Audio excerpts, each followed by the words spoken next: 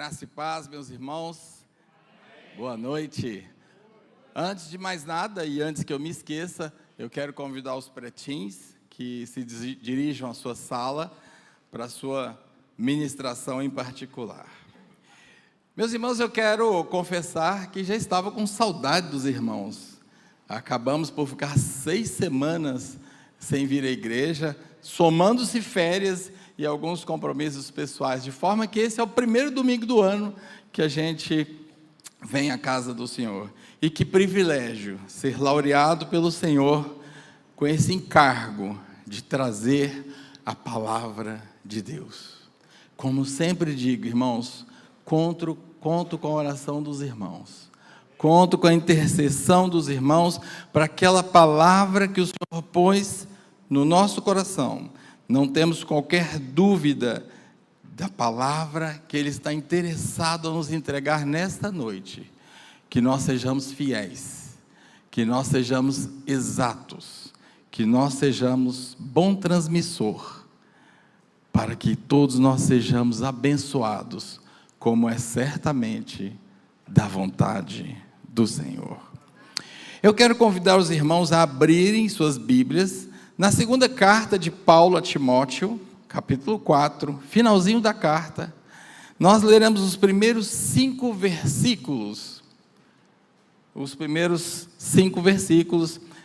do capítulo 4 de 2 a Timóteo. Diz assim a palavra de Deus, que leremos mesmo assentados, mas não sem reverência, diante da palavra dele. Conjuro-te, pois, diante de Deus e do Senhor Jesus Cristo, que há de julgar os vivos e os mortos na sua vinda e no seu reino, que pregues a palavra, instes a tempo e fora de tempo, redarguas, repreendas, exortes com toda longanimidade e doutrina, porque virá o tempo em que não sofrerão a sã doutrina, mas tendo comichão nos ouvidos, amontoarão para si doutores conforme as suas próprias concupiscências, e desviarão os ouvidos da verdade, voltando-se às fábulas. Mas tu, sê sóbrio, em tudo sofre as aflições, e faze a obra de um evangelista, cumprir teu ministério. Essa é a palavra do Senhor. Vamos orar, meus queridos. Pai, esta é a tua palavra, Senhor, que é viva, que é eficaz, que é mais cortante do que espada alguma de 2 gumes, que traz discernimento, que transfere para nós o teu reino, Senhor, que contém e é a verdade, Senhor.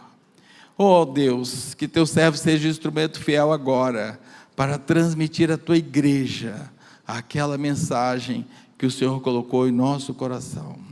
Pai, fala-nos profundamente, Senhor, apesar da pequenez do pregador, que saímos daqui acrescentados, Senhor, diferentes, ó Pai, transformados pelo poder desta palavra, que não é outro, Senhor, que não o teu próprio poder. Nós oramos em nome de Jesus. Amém. Muito bom, meus queridos, nós vamos tratar hoje do tema 4 ações de quem conheceu o seu propósito em Cristo. Eu gosto muito, me sinto muito mais confortável, eu creio que os irmãos vão concordar comigo, quando o Senhor, na sua misericórdia, trabalha ao contrário. Quando eu recebo um convite para trazer a palavra, e o Senhor já deu a palavra. Estava eu de férias, certo dia, no mês de janeiro, e o Senhor me trouxe essa palavra. E eu sabia que se avizinhava o dia em que eu chegaria e a transmitiria à igreja. 4 ações de quem conheceu o seu propósito em Cristo.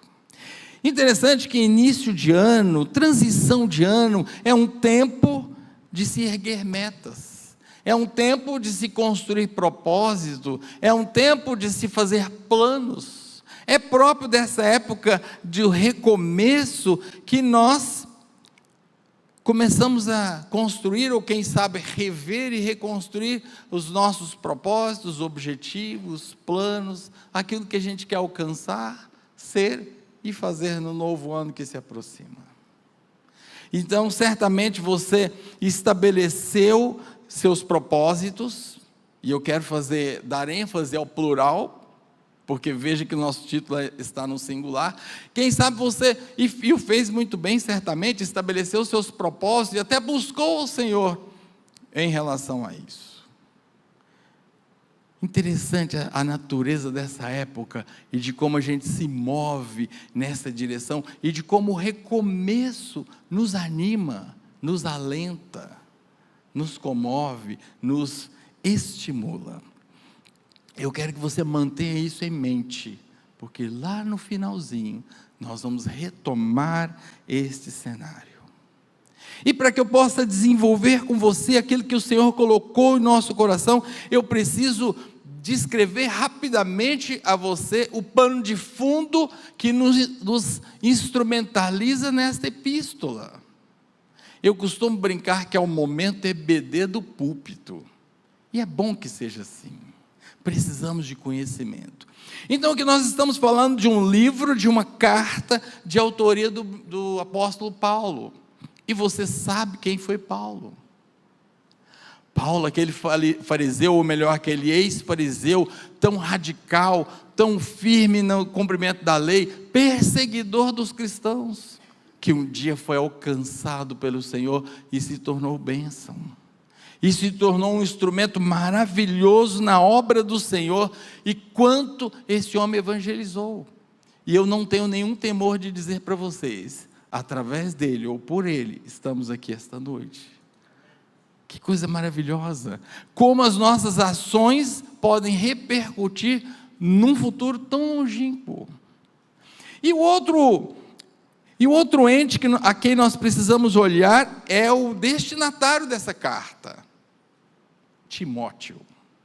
Quem era Timóteo? Lá estava Paulo, na sua segunda viagem missionária, passando por cidades como Derbe e Listra, e conheceu uma família, pai grego, mãe judia, irmã Eunice, e eles têm então um jovem, e aquele jovem chama a atenção de Paulo, e Paulo se afeiçoa àquele jovem, estou falando de Timóteo, a tal ponto que o chama de filho na fé. E agora Timóteo vai trilhar um caminho com Paulo. Paulo escreve 2 cartas a Timóteo. A primeira carta, Timóteo já é pastor da igreja de Éfeso, e Paulo está preso pela primeira vez em Roma. O que levou Paulo a ser preso em Roma foi, na verdade, uma intriga. A gente pode dizer que ele inveja, ciúmes dos judeus, que urdiram um plano, que fizeram uma trama de forma que Paulo fosse preso. E se você observar a tônica da primeira carta, escrita aí algo como 64 depois de Cristo, a tônica é uma tônica um pouco mais animada, uma tônica de esperança, uma tônica que fala de um tempo ou de uma esperança pós-prisão.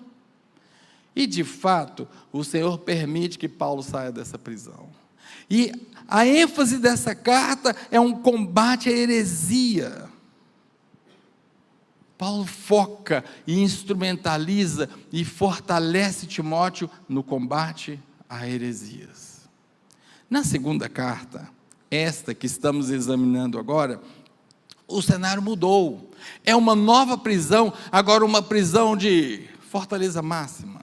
Uma masmorra horrenda, da qual os historiadores dizem que havia 2 caminhos: saía leproso, tuberculoso ou executado. Condições horríveis, penumbra, goteiras, alimentação ruim, e é lá que está Paulo. Meus irmãos, quando eu comecei a pensar nessa cena e nesse cenário da prisão, da segunda prisão de Paulo, como isso me falou o coração. Sabe por que Paulo estava preso lá? Gravem que a primeira prisão foram ciúmes dos judeus. Agora ele caiu numa trama do próprio governo romano. Roma havia cerca de 2 ou 3 anos atrás sido incendiada. Vocês se lembram da história? Diz os historiadores que o próprio Nero foi quem, nas suas loucuras, mandou atear fogo na cidade. Agora ele é acusado de ser o comandante de uma grande ação dos cristãos para incendiar Roma. Que crime horrendo, que crime terrível, totalmente injusto. E eu fiquei pensando, irmãos, na primeira audiência que Paulo vai por conta dessa acusação. A palavra registra que não apareceu ninguém que o defendesse, nenhuma testemunha que depusesse a favor dele. E ali está Paulo, firme, sem arredar o pé, combatente do Evangelho, sem negar a fé. E aí eu trouxe, meus irmãos, para os nossos dias e fiquei imaginando, e nós? Quantas vezes, por tão pouco, incomparavelmente menos e menores coisas do que Paulo viveu nessa cena, nós já estamos nos afastando, nós já estamos negando, nós já estamos mudando de ideia a respeito do posicionamento no reino de Deus. Mas Paulo não. E agora, esta é a última carta que Paulo vai escrever, e essas são as últimas palavras da própria carta. É interessante como ele conclama agora Timóteo para que ele não se acovarde. Existem estudiosos que acreditam que Timóteo tremeu nas bases. Quem sabe até tentou se distanciar de Paulo para não ser enredado junto, quem sabe preso. É por isso que nós vamos entender expressões como porque eu não me envergonho do Evangelho. Percebe? A gente não pode ler sem o contexto. A gente precisa entender em que situação que isso foi escrito. Então, Paulo escreve essa carta para animar, para admoestar Timóteo e dizer, fica firme. E dizer, não fraqueje, não titubeie. Poderoso é o Senhor para nos garantir. Então essa é a tônica dessa carta, meus irmãos. E é interessante que os escritos de William MacDonald traz 6 metáforas, e eu gostaria de te convidar a examinar essa carta, que linda ela é.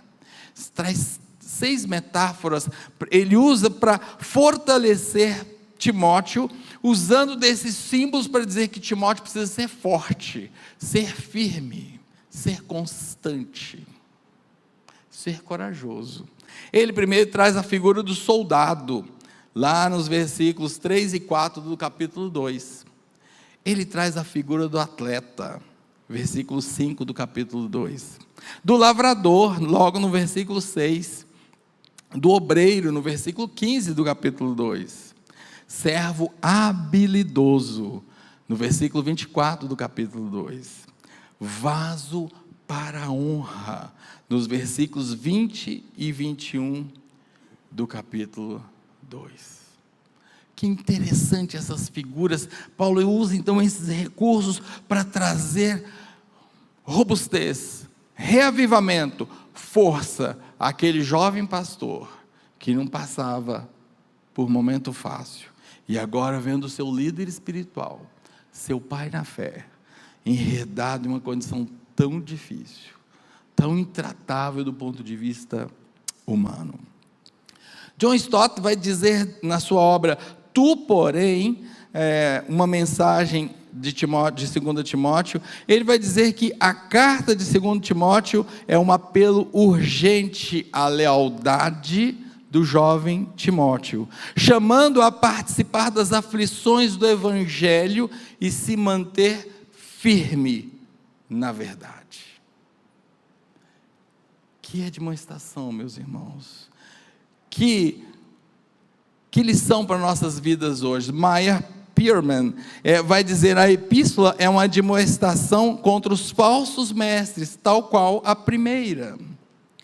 Um encorajamento aos deveres pastorais e um fortalecimento contra as perseguições futuras.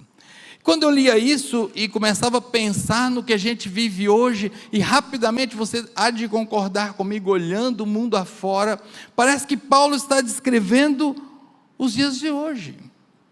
Se nós olharmos o cenário, meus irmãos, não é nada animador, guerra sobre guerras, cada uma mais vultuosa e mais assustadora que outra, violência sobre violência, perseguição aberta aos cristãos. Como me impressionou, não sei quantos irmãos recebeu um vídeo de uma aldeia inteira sendo queimada na África, só porque eram cristãos, morreram por professar a fé. Que tempos difíceis, meus irmãos, e nesse mesmo cenário, nesse mesmo contexto, tantas coisas acontecendo, e eu gostei muito da irmã Silvia, quando eu cheguei hoje, ela disse, precisamos orar diante de um temporal como o de hoje. Curioso isso, e precisamos mesmo, porque tantas catástrofes têm acontecido, e aí nós olhamos para a igreja tem tomado uma natureza multiforme, tão perigosa, irmãos.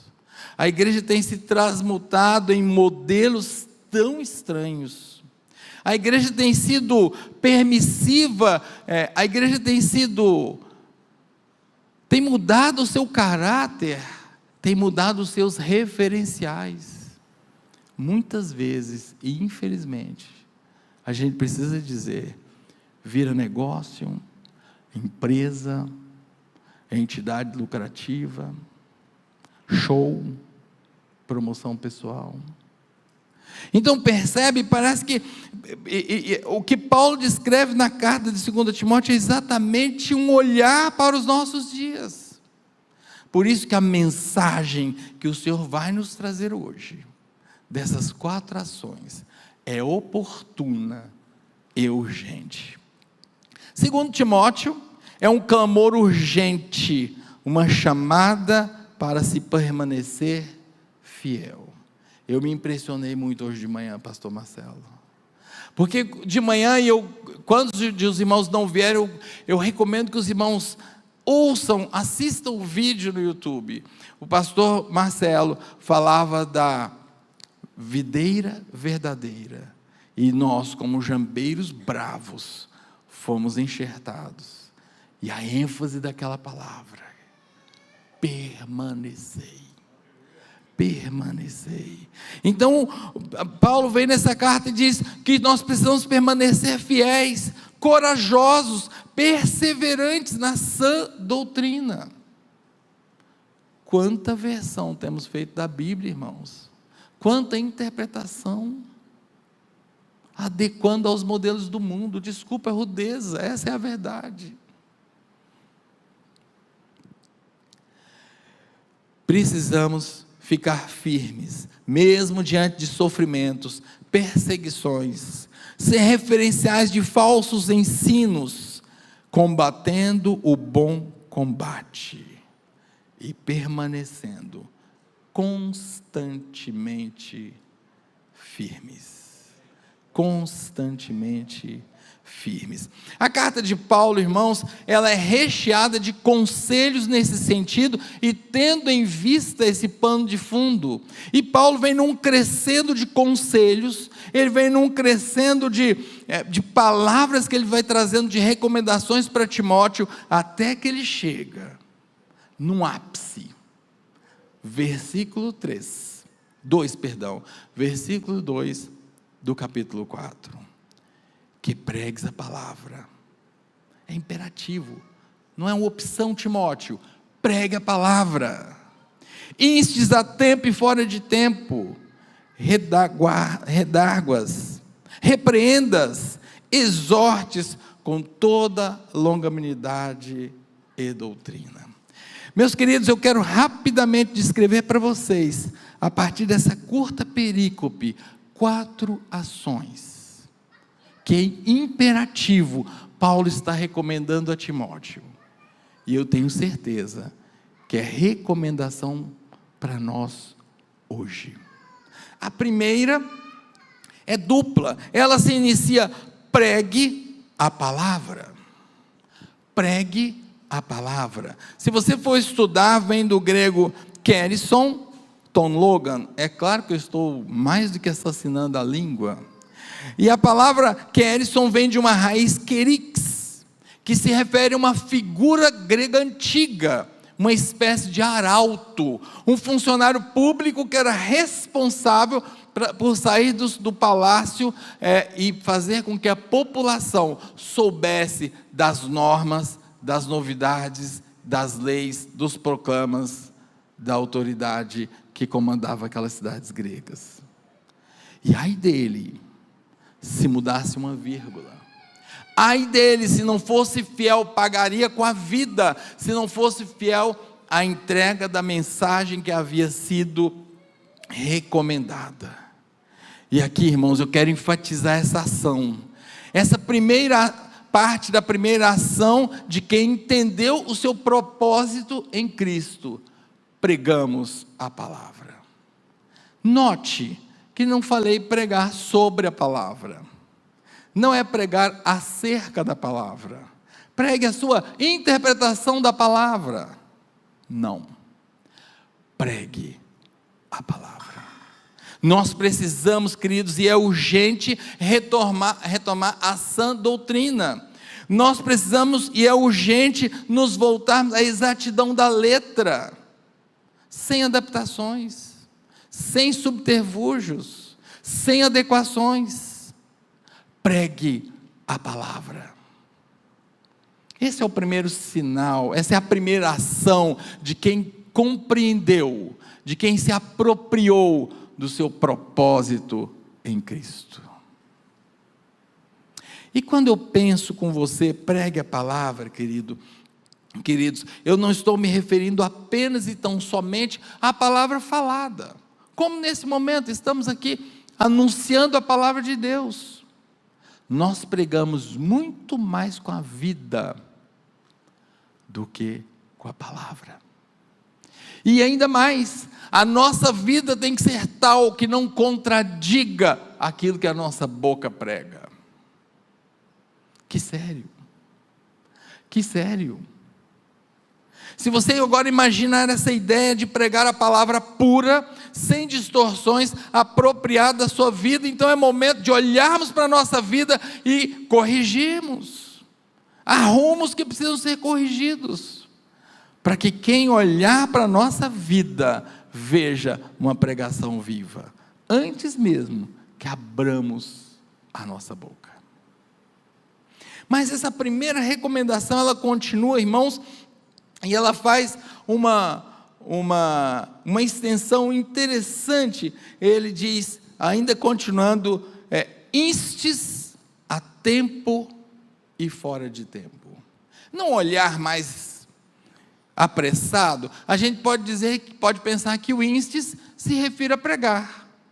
E muitos de nós, sem entender muito bem esse texto, acaba compreendendo que a gente deve falar a todo momento, e pregar em qualquer lugar, e pregar, e até importunar as pessoas. Na verdade, o instes aqui, queridos, é a palavra epistete, eukairos e akairos, e epitetes. Veja a urgência da comunicação que o Senhor tem, em absoluto alinhamento com a pregação de manhã. Significa, irmãos, permanecei firme. Olha que interessante. Então o instes é um adjetivo da pregação. Pregue a palavra e fique nela. Pregue com sua vida, e que sua vida anuncie a palavra de Deus e permaneça assim. Essa é a primeira ação. Então a gente poderia condensar dizendo: permanecer firme em todo o tempo, na pregação verbal e não verbal. Permanecer firme. Mas a palavra de Deus continua, e a segunda recomendação que nós vamos nos encontrar, meus irmãos, é a palavra corrigir. Na minha versão, redárguas. E aqui é interessante, se a gente for olhar para o original, a Lenkson, E o Alenkson traz uma ideia de contrapor contraste entre o que é certo e o que é errado. Em outras palavras, a gente poderia dizer criar referenciais. Ah, meus queridos, como nós carecemos de referenciais. Como nós precisamos criar referenciais. Sabe, é urgente que listemos a nossa vida diária, as mais variadas situações que comumente nós nos colocamos, e à luz da palavra de Deus, nós precisamos criar um código. Nós precisamos construir um conjunto de referenciais, entendendo o que é correto à luz da palavra de Deus. Isso é o que a palavra Alenkson quer dizer. E agora então há um contraste explícito entre o que é certo, segundo a palavra de Deus, e o que sai dela. Chega, irmãos, de relativismo em nosso meio. Chega, irmãos, de nos perguntarmos determinadas situações sobre qualquer coisa, isto é certo ou errado, e de ouvirmos a resposta, depende. A palavra de Deus é absoluta. Os princípios do Senhor são absolutos e inegociáveis. Não depende. Não são relativos. E veja que essa segunda ação demanda da primeira. Como que eu vou pregar se eu não conheço esses referenciais? Como que eu vou pregar se eu não me posiciono nas mais diferentes situações do dia a dia? O cristão não pode ser levado a esmo. O cristão não pode ser empurrado para lá e para cá, segundo o vento das situações. Precisa ter firmeza e referenciais, meus amigos. É isso que o Senhor está dizendo, meus irmãos. Nós precisamos criar referenciais. Timóteo, lembra dos referenciais que você aprendeu e os retenha e os exercite. Quando a gente lê esse texto, dá uma ideia de algo de dentro para fora, ou seja, agora a gente vai apontar o dedo, a gente vai dizer, você está errado, nós vamos julgar. Não, irmãos, é muito mais interno, é muito mais por nós em primeiro lugar. Criemos diante do Senhor referenciais para as mais variadas situações no nosso dia. Nós vamos ter um determinado manual, sabe? Nós vamos gerar um manual. Agora eu sei me portar, porque eu examinei cada situação do meu dia a dia à luz da palavra de Deus. Será que avançar o sinal é certo? Será que passar no sinal vermelho é certo? Será que toda aquela fila está parada e eu me acho mais inteligente do que todo mundo e corto pelo acostamento, está certo? Será que dá aquela pernada para não pagar o imposto, está certo? Percebe, irmãos? É disso que eu estou falando. Será que usar o meu tempo de trabalho para fazer uma outra atividade é certo? Será que desonrar meu pai, minha mãe é certo? É esse conjunto de situações que nós precisamos julgar e estabelecer a partir da palavra de Deus. É interessante, a sã doutrina, irmãos, é o referencial para que a gente possa chegar nesse tempo, possa chegar nesse nível de se portar, de se comportar segundo os padrões da palavra de Deus. Mas a palavra continua e agora ela diz, exortes, antes dele, repreendes. Interessante que a palavra repreender é uma extensão da palavra expor o erro, da palavra elexon. Agora nós estamos com epitezon, que traz a ideia de censurar, usar de autoridade para que aquilo que é correto se imponha, mostrar ao outro com ênfase. Uau! Certo dia recebi um vídeo, irmãos, de uma escola americana muito interessante. Era primeiro dia de aula, uma universidade, um professor já bastante idoso, visivelmente respeitável, entrou na sala de aula, encarou por alguns instantes aquela turma e iniciou a explicação de como seria a sua disciplina, de como seria a sua forma de avaliar os alunos. Coisa tão habitual para a vida de um professor. De repente, ele aponta um aluno no meio da turma e diz: você, fica de pé. Um tanto quanto assustado, aquele moço fica de pé e diz: como é o seu nome? Fulano. Pegue suas coisas e saia por aquela porta. Houve um gelo na turma. Todo mundo se olhou assustado, né? Todo mundo deu aquela consertada ali na cadeira, aquela respirada, guardou o celular. De repente eu posso ser o próximo. E aquele rapaz, cabisbaixo, pegou as suas coisas e saiu. O professor continuou sua aula como se nada tivesse acontecido. Terminou a explicação da disciplina e disse: agora nós vamos começar a primeira aula. Aí ele perguntou: o que é justo? O que é certo? Vocês têm ideia sobre isso? Aí os alunos começaram a participar, já se soltaram um pouquinho mais, até esqueceram o colega que estava lá fora, que havia sido retirado da sala de aula. E ele disse: vocês acham certo o que eu fiz com o colega de vocês? De uma forma muito tímida, começaram a dizer: não, professor, não é exatamente certo. E aí aquele professor encarou a turma e disse: porque ninguém fez nada. Porque nenhum de vocês levantou e disse: professor, qual o parâmetro que ele fez? Por que o senhor está fazendo isso? E aquilo, irmãos, me falou profundamente. E aí o professor começa a aplicar a disciplina que ele queria, o ensino que ele queria fazer, mandou convidar o jovem, na verdade já havia avisado o jovem que ele ia fazer isso, né, para que o aluno não completasse o teatro ali a contento. Ele repõe o aluno em sala, e aí ele dá uma aula sobre isso. Fiquei então imaginando, irmãos, quantas vezes estamos diante de injustiças, vivenciamos, assistimos e passamos ao largo, sem ação. O que Paulo está ensinando para Timóteo que é isso: não fique quieto, use de sua autoridade, apresente o padrão do Evangelho, apresente o que a palavra de Deus diz sobre isso, posicione-se, mas como posicionaremos, se não temos referencial? Como posicionaremos se não falamos a palavra de Deus? Como posicionaremos se a nossa vida não condiz com quem serve ao Senhor? Muitas vezes. Como será, irmão, se no domingo nós somos um, e a partir de amanhã, segundona, a coisa muda?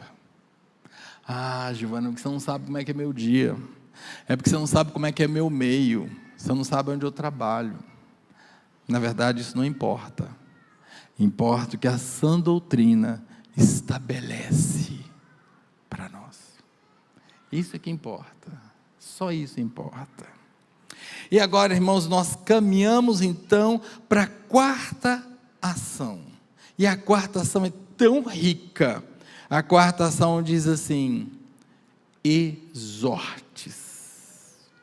E esse é um termo tão desgastado que vai ao longo do tempo perdendo o seu sentido. A gente entende exortação como uma bronca cristã, né? Uma bronca pastoral, um puxão de orelha do nosso líder espiritual, ou quem sabe do pastor. A gente tem essa ideia como exortação. A palavra é parakeleson, exortar, encorajar. E aí vem uma palavra interessante: consolar. E eu sei que você tem no seu, ou a maior parte de nós temos no nosso imaginário, aquela ideia do consolo como, né, aquele afago aos cabelos, aquele enxugar de lágrimas. A gente pensa consolar assim. Eu quero te levar ao meu maravilhoso Salmo 23, o versículo 4, para tentar te explicar o que é esse consolar, que tem tudo a ver com exortar, que Paulo está dizendo para Timóteo exercer aqui. Esse fragmento do Salmo 23 diz assim: a tua vara e o teu cajado me consolas.